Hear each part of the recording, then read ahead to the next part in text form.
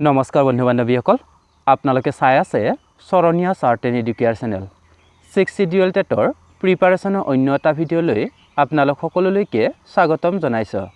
এই ভিডিঅ'টোত মই 6 শিডিউল টেটৰ আপাৰ প্ৰাইমাৰী লেভেলৰ সমাজ বিজ্ঞান বিষয়ৰ অন্তৰ্গত ভূগোল খণ্ডৰ অতি আৱশ্যকীয় কেইটামান প্ৰশ্ন উত্তৰ আলোচনা কৰিম। আশা কৰোঁ এই ভিডিঅ'টোৱে আপোনালোকক আগন্তুক হ'বলগীয়া 6 শিডিউল টেটত নিশ্চিতভাৱে সহায় কৰিব। লগতে আপোনালোকক জনাই থওঁ ইয়াৰ পূৰ্বেও মই 6 শিডিউল টেটৰ অন্তৰ্ভুক্ত সমাজ বিজ্ঞান বিষয়ৰ বহুকেইটা ভিডিঅ' বনাইছোঁ। যদি আপোনালোকে সেই ভিডিঅ'বোৰ চোৱা নাই তেন্তে এই ভিডিঅ'ৰ ডেছক্ৰিপশ্যনত তাৰ লিংকসমূহ দিয়া আছে, তালৈ গৈ আপোনালোকে চাব পাৰিব। গতিকে আহক এতিয়া আমি আজিৰ এই সিদ্ধান্ত আৰম্ভ কৰোঁ।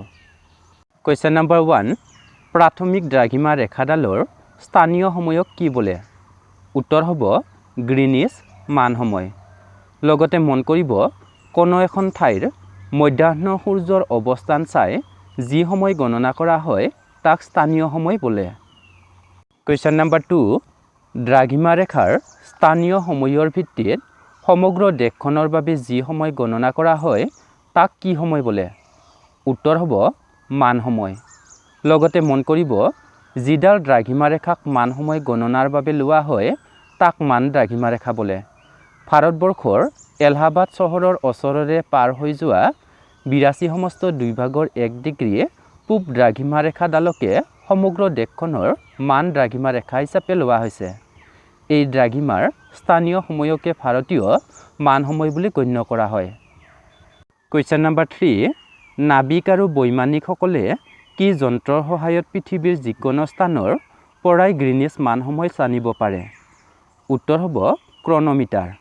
আনহাতে ছেক্সটান যন্ত্ৰৰ সহায়ত জাহাজ উপনীত হোৱা ঠাইখনৰ স্থানীয় সময় নিৰ্ণয় কৰিব পাৰি। কুৱেশ্যন নম্বৰ 4, GPS-ৰ সম্পূৰ্ণ ৰূপ কি? উত্তৰ হ'ব global positioning system. Question number 5, পৃথিৱীৰ পৰিধিয়ে কেন্দ্ৰত কিমান ডিগ্ৰী কোণ উৎপন্ন কৰে? উত্তৰ হ'ব 360 ডিগ্ৰী। কুৱেশ্যন নম্বৰ 6, পৃথিৱীৰ পৃষ্ঠৰ পৰা অভ্যন্তৰ ভাগলৈ মূলতঃ কেইটা স্তৰ বা তৰপ আছে? উত্তৰ হ'ব 3টা, আৰু এই 3টা স্তৰ হৈছে ক্ৰমে ভূত্বক, গুৰুমণ্ডল আৰু কেন্দ্ৰমণ্ডল।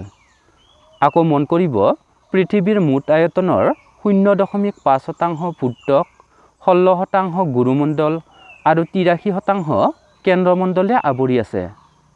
কুৱেশ্যন নম্বৰ 7, তলত উল্লেখ কৰা কোনটো স্তৰক সীমা স্তৰ বুলি জনা যায়? উত্তৰ হ'ব গুৰুমণ্ডল। লগতে মন কৰিব এই স্তৰত ছিলিকন আৰু মেগনেছিয়ামৰ পৰিমাণ অধিক বাবে সীমা স্তৰ বুলি কোৱা হয়। এই সীমা শব্দৰ SI ছিলিকন আৰু MA মেগনেছিয়ামক বুজাইছে। আনহাতে অপশ্যন ক'ত উল্লেখ কৰা ভূত্বকৰ শিলবোৰত সাধাৰণতে ছিলিকন আৰু এলুমিনিয়ামৰ পদাৰ্থৰ পৰিমাণ অধিক বাবে এই স্তৰটোক চিয়াল স্তৰ বুলি কোৱা হয়। এই চিয়াল শব্দটোৰ SI ছিলিকন আৰু AL এলুমিনিয়ামক বুজাইছে। আকৌ অপশ্যন গত উল্লেখ কৰা কেন্দ্ৰমণ্ডল স্তৰটোত ল' আৰু নিকেলৰ পৰিমাণ বেছি থকা বাবে এই স্তৰটোক নিব স্তৰ বুলি কোৱা হয়।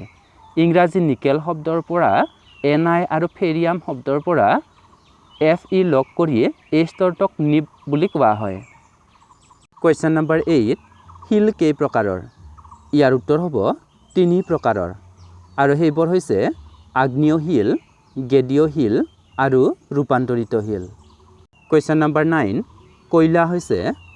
ইয়াৰ উত্তৰ হ'ব গেদীয় শিল। কুৱেশ্যন নম্বৰ 10, তলত উল্লেখ কৰা কোনবিধ মণিকৰ কঠিনতা আটাইতকৈ কম? উত্তৰ হ'ব টেল্ক। আনহাতে হীৰাৰ কঠিনতা আটাইতকৈ বেছি।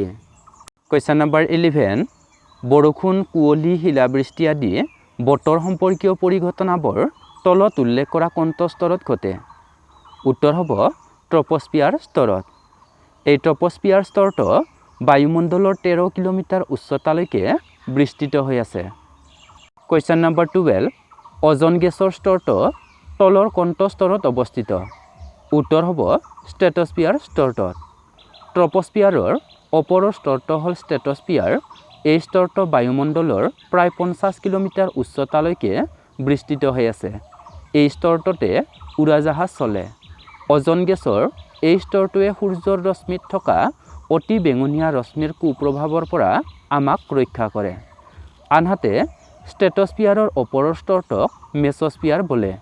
ই ভূপৃষ্ঠৰ পৰা প্ৰায় 80 কিলোমিটাৰ উচ্চতালৈকে বিস্তৃত। মহাকাশৰ পৰা নামি অহা উল্কা এই স্তৰত সোমালে জ্বলি উঠে। আকৌ থাৰ্মস্ফিয়াৰ স্তৰটো মেছস্ফিয়াৰৰ পৰা প্ৰায় 400 কিলোমিটাৰ উচ্চতালৈ বিস্তৃত। এই স্তৰটোৱে ৰেডিঅ' তৰংগ বহন কৰে। পৃথিৱীৰ পৰা পঠিওৱা ৰেডিঅ' তৰংগ এই স্তৰে পুনৰ পৃথিৱীলৈ ঘূৰাই পঠিয়াই আমাক ৰেডিঅ'ৰ গীত মাত শুনাত সহায় কৰে। কুৱেশ্যন নম্বৰ 13, আমাৰ দেশৰ মুখ্য বতৰ বিজ্ঞান কেন্দ্ৰটো ক'ত অৱস্থিত? উত্তৰ হ'ব মহাৰাষ্ট্ৰত। ই মহাৰাষ্ট্ৰৰ পুনেত অৱস্থিত। কুৱেশ্যন নম্বৰ 14, উত্তৰ ভাৰতৰ লু হৈছে এবিধ। ইয়াৰ উত্তৰ হ'ব স্থানীয় বতাহ। ভূপৃষ্ঠৰ ওপৰত বোলা বতাহক তিনিটা ভাগত ভগোৱা হয়: নিয়ত বতাহ, সাময়িক বতাহ আৰু স্থানীয় বতাহ। পৃথিৱীৰ উপৰিভাগৰ স্থায়ী উচ্চ চাপ অঞ্চলৰ পৰা নিম্ন চাপ অঞ্চললৈ নিয়মিতভাৱে যি বতাহ বলে তাক নিয়ত বতাহ বোলে। আনহাতে বায়ুমণ্ডলত হোৱা তাপ আৰু চাপৰ তাৰতম্যৰ ফলত উচ্চ চাপ অঞ্চলৰ পৰা নিম্ন চাপ অঞ্চললৈ যি বতাহ বলে তাক সাময়িক বতাহ বোলে। জলবতাহ, স্থলবতাহ, মৌচুমী বতাহ আদি সাময়িক বতাহ। কুৱেশ্যন নম্বৰ 15, ভূমিকম্পৰ জোকাৰণিৰ তীব্ৰতা আটাইতকৈ বেছি হয়। ইয়াৰ উত্তৰ হ'ব অপশ্যন ঘ, খ আৰু গ দুয়োটা, অৰ্থাৎ উপকেন্দ্ৰ বা অধিকেন্দ্ৰত। লগতে মন কৰিব, ভূত্বকৰ যি ঠাইত ভূমিকম্পটোৰ আৰম্ভণি হয় সেই ঠাইক ভূমিকম্পটোৰ কেন্দ্ৰ বোলে।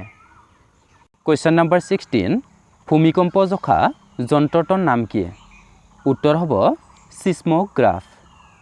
আৰু ভূমিকম্প জোখা যন্ত্ৰটোৰ বিষয়ে কিছু কথা জানি লওক যে এই যন্ত্ৰটোত ভূমিকম্পৰ জোকাৰণিৰ তীব্ৰতা ৰিক্টাৰ স্কেলত জোখা হয়। চাৰ্লছ এফ ৰিক্টাৰ নামৰ ভূ পদাৰ্থ বিজ্ঞানী এজনে ইয়াক উদ্ভাৱন কৰিছিল। 2.0 ৰিক্টাৰ পৰিমাত্ৰাৰ ভূমিকম্প অতি ক্ষুদ্ৰ আৰু 8.0 ৰিক্টাৰ পৰিমাত্ৰাৰ ভূমিকম্প প্ৰচণ্ড শক্তিৰ ভূমিকম্প। কুৱেশ্যন নম্বৰ 17, হিমবাহৰ অৱক্ষেপবোৰৰ নাম হ'ল। ইয়াৰ উত্তৰ হ'ব গ্ৰাফ। কুৱেশ্যন নম্বৰ 18, কাঠফুলা আকৃতিৰ শিলা পোৱা ঠাই হৈছে। উত্তৰ হ'ব মৰুভূমি। এটা নিৰ্দিষ্ট উচ্চতাত বতাহে উৰুৱাই নিয়া বালিৰ কণিকাবোৰৰ খনন ক্ষমতা বেছি। সেইবাবে মৰুভূমিৰ বুকুত থকা শিলাখণ্ডবোৰৰ এক বিশেষ উচ্চতাত বেছিকৈ ক্ষয় গৈ কাঠফুলা আকৃতিৰ শিলাৰ সৃষ্টি কৰে। কুৱেশ্যন নম্বৰ 19, মানুহ হৈছে। ইয়াৰ উত্তৰ হ'ব সৰ্বভোজী। মানুহে উদ্ভিদ আৰু মাংস দুয়োবিধ গ্ৰহণ কৰে বাবে মানুহক সৰ্বভোজী বোলে। কুৱেশ্যন নম্বৰ 20, উত্তৰ কাছাৰ পাৰ্বত্য জিলাখন বৰ্তমান কি নামেৰে পৰিচিত? উত্তৰ হ'ব ডিমা হাছাও।